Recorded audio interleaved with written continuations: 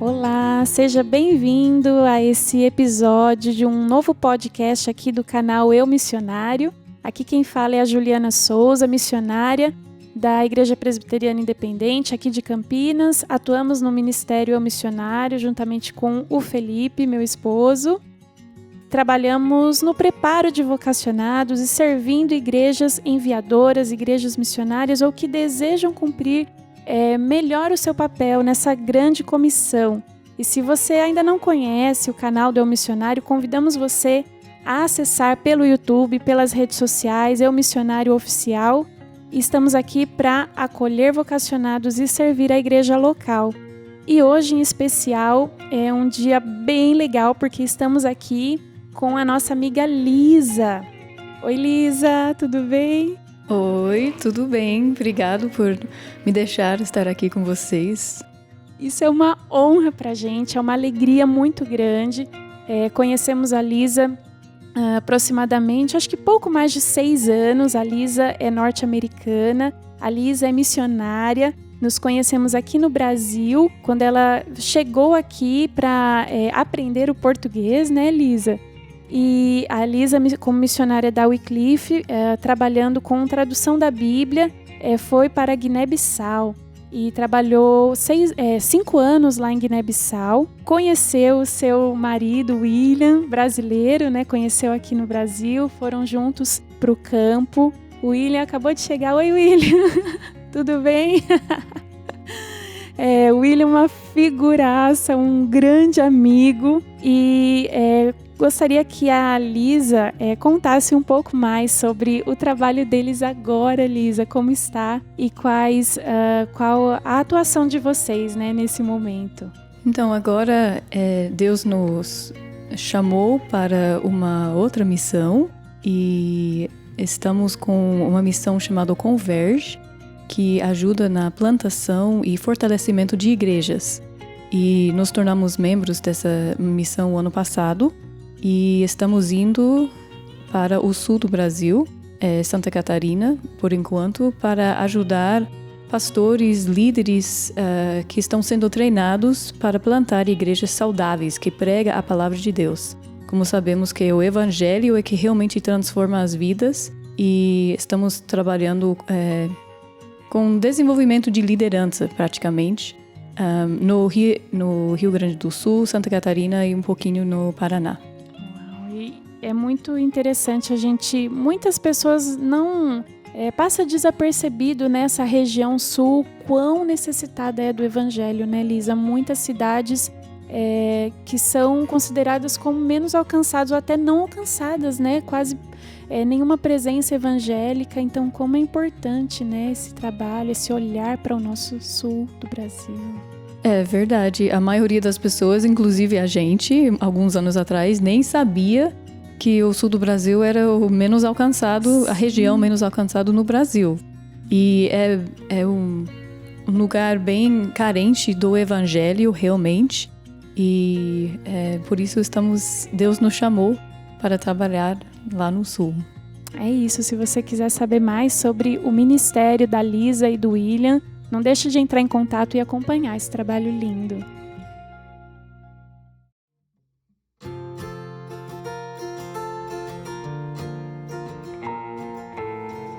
E hoje nós estamos iniciando essa série para falar um pouquinho sobre mulheres no mundo muçulmano. Olha que legal, gente.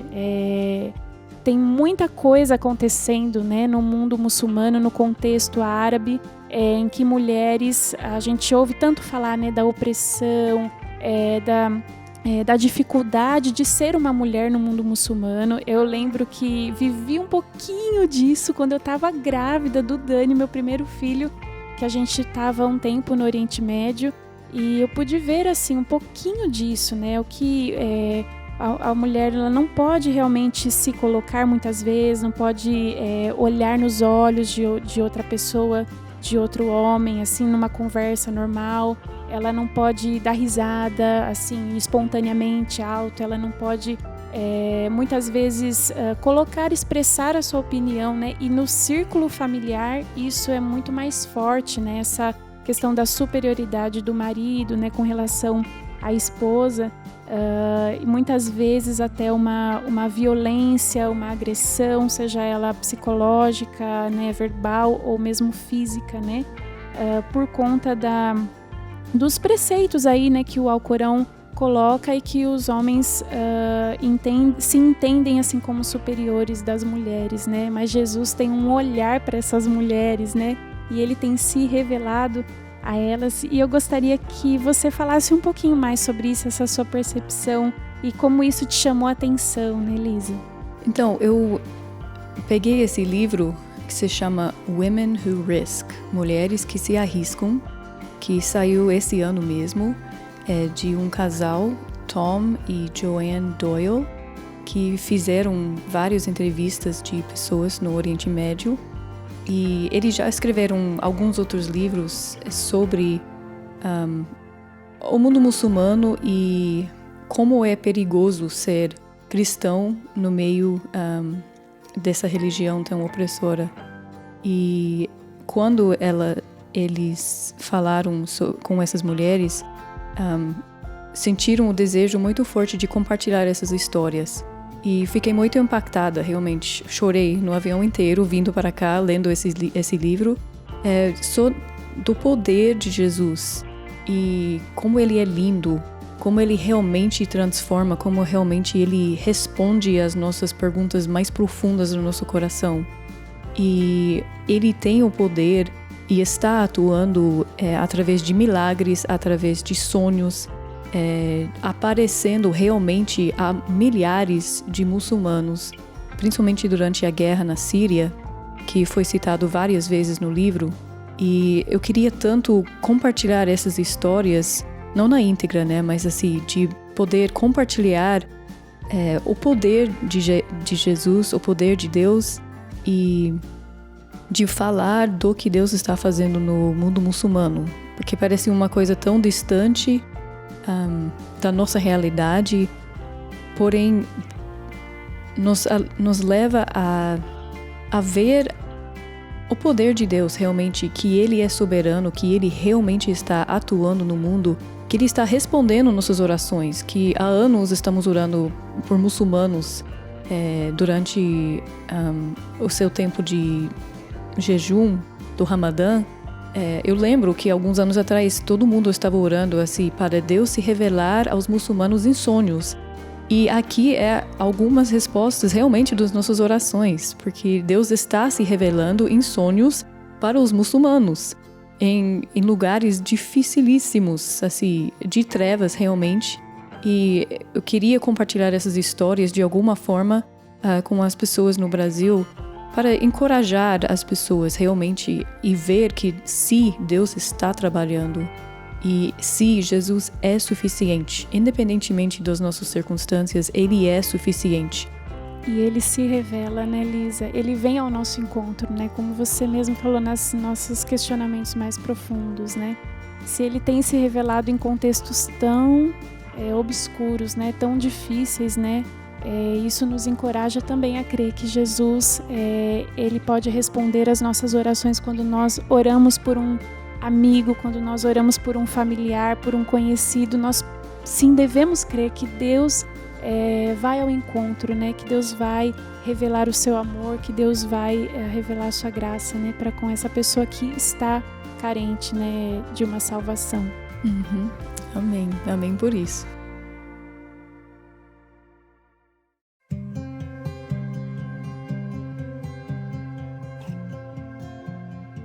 E muito legal essa sua ideia de compartilhar, e nós vamos aqui, a proposta desses próximos episódios é conversarmos um pouco sobre algumas dessas histórias.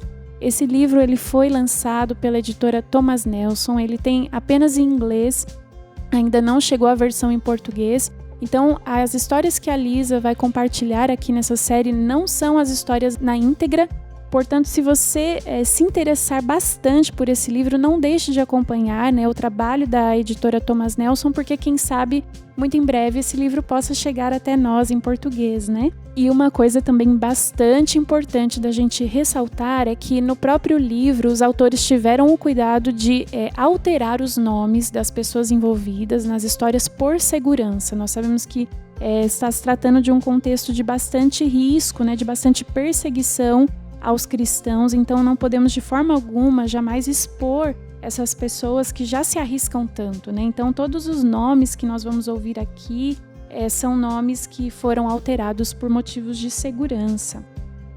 E se você quiser ainda saber mais sobre o que Deus tem feito no mundo muçulmano, nós vamos deixar aqui aos poucos algumas sugestões de livros e de materiais para que você possa se aprofundar também nesse assunto. Muitas dessas histórias são histórias de refugiados, né, Lisa, de mulheres e famílias que deixaram a guerra, especialmente na Síria, né, por conta da invasão do Estado Islâmico, né, desde 2014. Então, são histórias muito atuais, né, comparadas ao delay que às vezes a gente tem aqui de receber, né, notícias, histórias e testemunhos e tal. São histórias bastante recentes, bastante atuais, e que ocorreram em decorrência dessa guerra. Eu acho muito interessante uma fala do irmão André, que foi o fundador do ministério Open Doors, e ele diz que, da Portas Abertas, né, Missão Portas Abertas, e ele diz que quando a gente vê uma notícia no jornal, né, na revista, enfim, na televisão, a gente sempre, seja ela uma catástrofe natural, uma guerra ou um problema político, enfim, uma crise econômica, o que for, a gente sempre precisa pensar, tem irmãos meus ali, né? E como será que eles estão? Como será que eles estão sendo impactados por isso, por essa circunstância, né? E a gente não pode deixar de pensar, de perder de vista que em meio a tanta dor, em meio a tanta guerra, tanta morte, o Senhor Jesus tem triunfado, né? E Ele tem feito maravilhas, Ele tem aberto corações, né, de muçulmanos que sempre poderiam estar resistentes ao Evangelho, mas que estão encontrando ajuda através de cristãos, através de igrejas, e estão realmente quebrando aquele paradigma e pensando assim, mas como você é cristão, você está me ajudando, eu que sou muçulmano, como assim? E muitos estão se achegando ao Evangelho por conta disso. Deus tem trabalhado, né?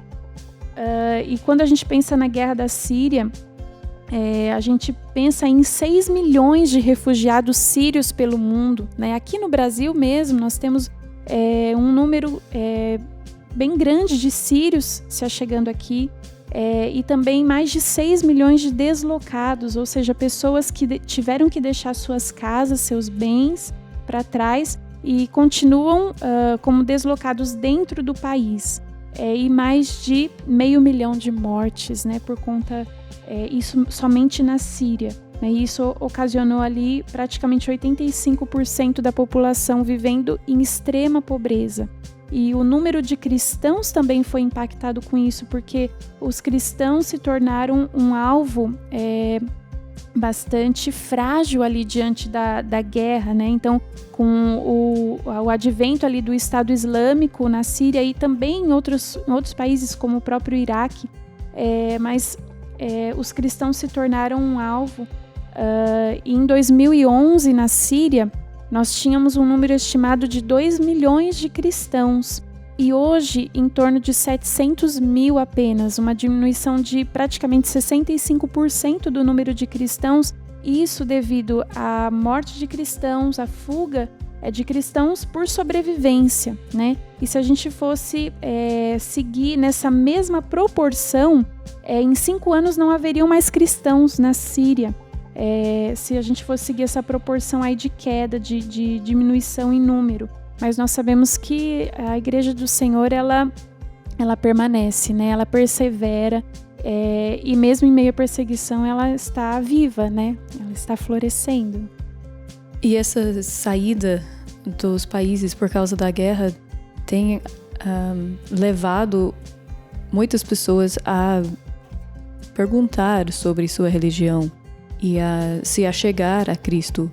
Eu recentemente ouvi de várias histórias de pessoas na Europa, nos Estados Unidos, que estão levando o Evangelho, mostrando o amor de Deus para refugiados e que estão tendo a oportunidade de compartilhar quem é Jesus e compartilhar o Evangelho com essas pessoas que, através assim, de tanta caos, tanta violência e coisas que eles sobreviveram, estão com um coração mais aberto, uma mente mais aberta para realmente começar a questionar: por que será que a minha religião está fazendo isso, né? E será que tem uma outra coisa além do Islã? Será que...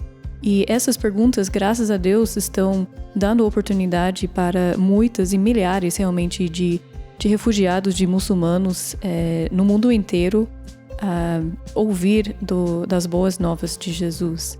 E eu espero que aqui no Brasil também que tenhamos oportunidades, porque tem muçulmanos aqui também, tem refugiados aqui também. E não são assim, não é um povo que precisamos temer. Precisamos ir até eles e ser amigos e ouvir, porque eles não têm, muitas vezes, não têm amigos, não têm pessoas para ouvir as suas histórias. E simplesmente sentar e mostrar amor para com eles é uma oportunidade, uma porta aberta para poder compartilhar por que eu estou fazendo isso. Que Jesus mudou a minha vida e pode mudar a vida deles também.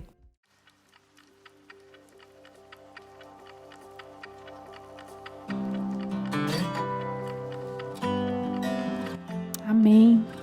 Amém. E isso que você falou, Lisa, me fez lembrar muito de uma grande amiga que também é missionária e que ela é obstetra, e ela trabalha com a profissão dela servindo muçulmanas aqui na região de São Paulo, na cidade de São Paulo e na região. Então ela atende as muçulmanas no seu pré-natal e acompanhando o parto e o pós-parto, porque muitas muçulmanas chegam no Brasil e não falam português, né? Ou não tem família aqui para acompanhar, para dar um subsídio.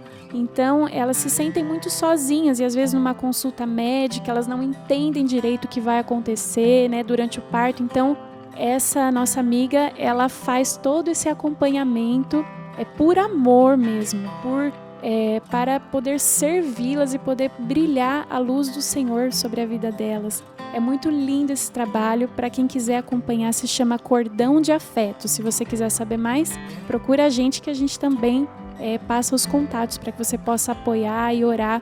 E, inclusive, uma das histórias tratadas aqui no livro, né, Mulheres que se Arriscam, a pessoa que é contada, né, na história, ela tem o contato com Cristo também por conta de uma questão física, né? Uma questão de saúde, né? No caso dela, um pouquinho diferente, mas me fez lembrar também uma história muito linda, né, Lisa? Isso, é a história da Jamila Darwish. E ela é de uma cidade na Síria chamada Deir ez-Zor, que era uma das cidades completamente tomadas durante a guerra pelo Estado Islâmico. Então, o caos, a confusão, a morte era parte do cotidiano das pessoas. E ela também recebeu uma sentença de morte, mas não foi pelo Estado Islâmico, foi pelo melhor neurocirurgião da Síria. Porque devido à guerra, a Jamila não tinha acesso a remédio assim, normal, tipo de pressão alta. E por causa disso, ela teve um AVC. E a história conta que no leito do hospital, com sua família ao redor, a Jamila estava em coma e paralisada do lado direito. Porém, ela ouvia cada palavra que o doutor falava. Sinto muito, família Darwish, mas os sinais vitais dela são bem fracos. Eu acho que tem mais uns 2 dias de vida, a não ser que Allah intervisse, claro. É triste falar isso, mas devem planejar o seu velório já. Uma coisa que dava para prevenir, mas nessa cidade não tem nada preventivo. Jamila não podia se mexer. Sozinha dentro da sua mente, ela chorou da sua situação desesperadora. O sentimento de isolação era esmagador. Mas de repente, ela não estava sozinha. O quarto brilhou e um homem se firmou de pé na cama. Jamila, eu sou Jesus. Eu ouvi que você está me buscando. Ela nunca imaginou que Jesus viria a visitar. Mesmo sendo muçulmana praticante, sabia quem era ele. O Alcorão fala de Jesus, e ela ouviu de muitas pessoas relatos que durante a guerra as pessoas estavam sonhando com ele. Ela mesma pensou recentemente que seria muito bom se Jesus a visitasse, pois ouviu que ele era de amor e tinha tanto ódio ao seu redor. Jamila, eu vim te visitar. Eu ouvi o seu clamor e eu estou aqui. Eu vim te curar para minha glória. Daí Jesus tocou na sua mão paralisada, e ela sentiu uma onda de calor pulsar pelo seu corpo. Sua mãe gritou, Doutor, ela se mexeu! Alguém mais viu? Sua mão mexeu! Enquanto o doutor e as enfermeiras estavam verificando os monitores, mas não vendo nenhum sinal de melhora, a Jamila sentiu o desejo de tocar em Jesus. Sua mão se levantou em direção a ele. Sua mãe desmaiou e no caos o doutor perguntou, será que está querendo pegar na mão de alguém? Jesus tem poder para curar instantaneamente, mas ele decidiu curar Jamila progressivamente, talvez para evitar que fosse dado como apenas um erro médico. Então, cada dia, Jesus tocava uma parte do seu corpo e a paralisia sumia. Primeiro foi a perna, outro dia o braço, o pescoço, o ombro. No outro dia, enquanto todos estavam olhando, Jesus abriu os seus olhos e a sua boca. As primeiras palavras do seu pai eram Allahu Akbar, Allah é grande. Mas as primeiras palavras de Jamila foram Jesus, Jesus, não me deixes, eu te amo.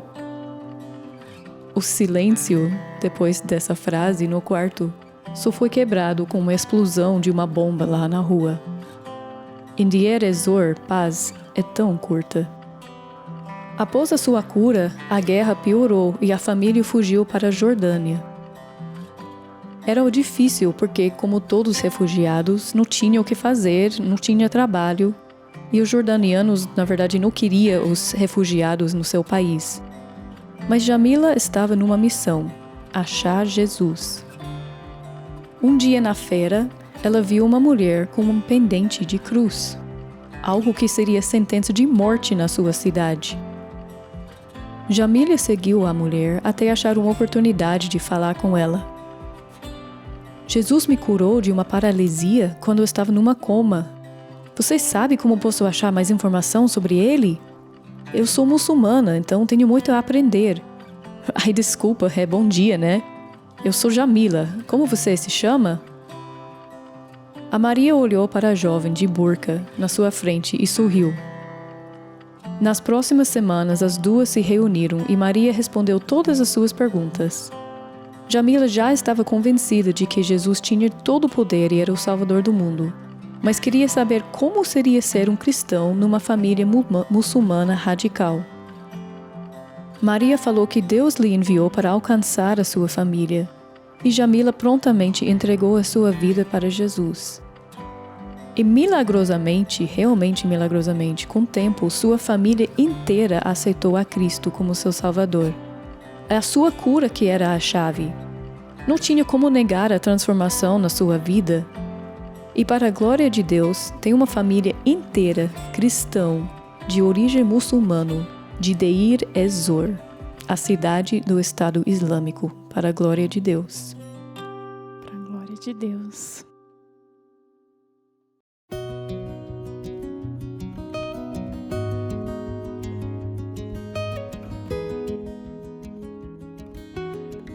Não tem como a gente não pensar que elas... o tamanho da sede pela verdade, a ponto de se arriscar, né? De se arriscar a conversar, abordar alguém. Imagina o quão inusitado você tá andando na rua com seu pingente de cruz, chega uma mulher toda coberta. Então, eu fui curada por Jesus de um coma, só que eu tô querendo saber mais dele. Imagina, Lisa. Esses encontros que só Jesus pode fazer, né? Realmente, só Jesus pode fazer essas coisas. E mostra também como uma pessoa normal, tipo eu e você, podemos ser usadas por Deus para compartilhar assim, o Evangelho, para responder as perguntas que as pessoas têm. Basta ser disponível para o Senhor. Nossa, eu lembro, assim, antes de me converter, ou no início até, quando eu estava conhecendo, como eu tinha dúvidas, assim. Eram dúvidas, assim, que hoje eu falo, nossa, né, que simples, assim, mas eu realmente não entendia, né? Então, quão importante é, e como você falou, é se dispor mesmo, né? É estar disponível para ter um relacionamento, né? E nesse relacionamento você poder explicar com o seu testemunho também. E é realmente um milagre que a sua família inteira aceitou Cristo. Isso é bem raro. Normalmente, talvez um filho ou outro, mas é bem raro a família inteira aceitar a Cristo. E ela falou, assim, seu pai, sua mãe, seus irmãos, todos da sua família aceitou a Cristo ao longo do tempo. No começo foi Allah que curou a minha filha. Mas depois, vendo a transformação da vida da Jamila, então todos começaram a seguir a Jesus. Que lindo. Glória a Deus.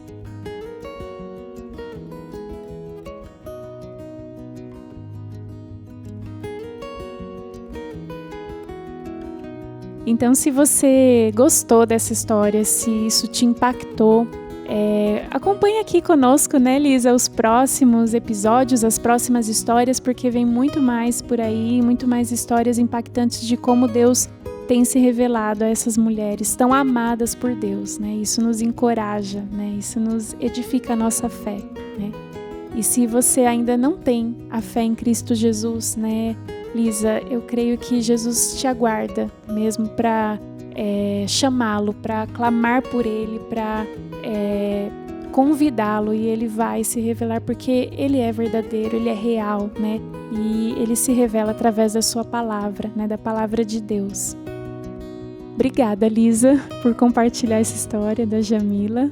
De nada, é um privilégio. Obrigado por me ajudar a gravar essas histórias tão importantes. Tamo junto e obrigada a você que nos acompanhou aqui. Que Deus te abençoe.